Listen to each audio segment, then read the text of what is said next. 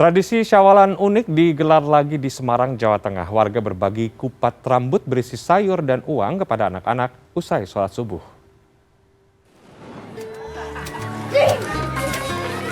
Sesaat setelah petasan besar meletus, Senin pagi, acara Syawalan di Kampung Jaten Cilik, Telogomulyo, Semarang pun dimulai. Warga segera membagi kupat rambut berisi sayur tauge dan kubis, serta uang kepada anak-anak dan remaja yang antusias menunggu seusai sholat subuh. Mereka gembira mendapatkan banyak uang, yang sebagian untuk bekal ke sekolah. Hari ini sudah dimulai pembelajaran tatap muka atau PTM di Semarang.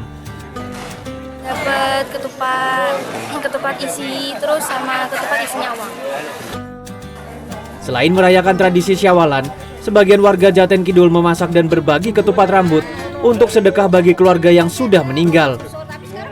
Itu yang dulu punya anak yang sudah meninggal, itu menyediakan seperti ini, istilahnya sedekah untuk anaknya yang sudah meninggal. Menurut warga, tradisi ini mulai digelar tahun 1951 silam. Awalnya warga yang pulang mengungsi seusai Perang Kemerdekaan berbagi makanan kepada sesama saat Lebaran Syawal. Kupat yang dibelah memiliki filosofi hati yang terbuka untuk saling memaafkan.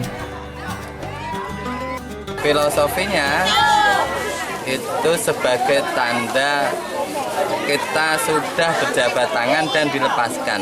Sebagai tanda kita sudah memaafkan. Warga bertekad untuk mempertahankan tradisi Syawalan kupat rambut ini. Danang Cahyo, Semarang.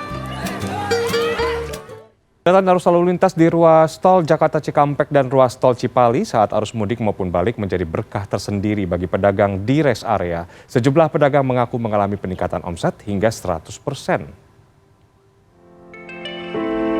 Kepadatan arus lalu lintas di ruas tol Cipali dan ruas tol Jakarta Cikampek ini membuat sejumlah masyarakat berbondong untuk istirahat di rest area, salah satunya Dedi. Ia dan keluarga berangkat dari Kuningan, Jawa Barat menuju Depok dan memutuskan berhenti di rest area 62 ruas tol Jakarta Cikampek untuk makan dan ibadah.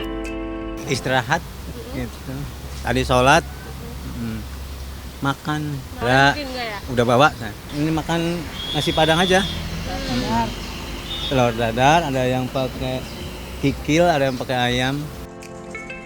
Banyaknya pengguna jalan yang beristirahat di rest area membuat sejumlah pedagang senang. Pasalnya sudah 2 tahun tidak ada mudik, kondisi perekonomian para pedagang juga menurun. Endang pedagang gorengan mengaku cukup senang tahun ini.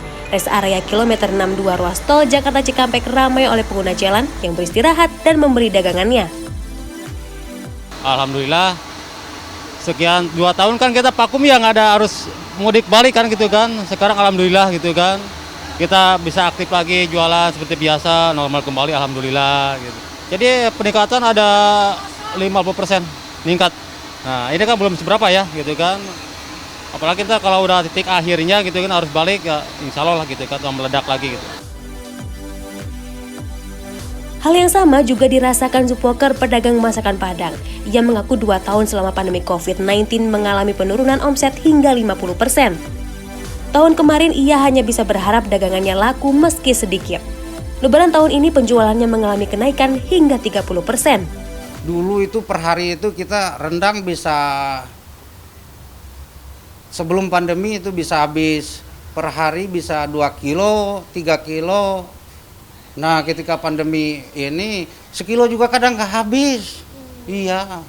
Terus kalau sekarang lebaran ini rendang masak berapa? Sekarang itu untuk 5 kilo kita bisa habisin untuk 1 hari. Karena ya dari masyarakat pemudik juga kalau udah lihat rendang, Pak rendang aja.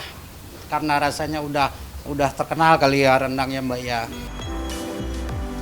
Hingga saat ini, para pedagang di rest area ruas tol Jakarta Cikampek berharap agar setiap tahun dapat menambah penghasilan mereka setelah 2 tahun mengalami penurunan. India Yuwono, Dwi Prasetyo, Cikampek, Jawa Barat.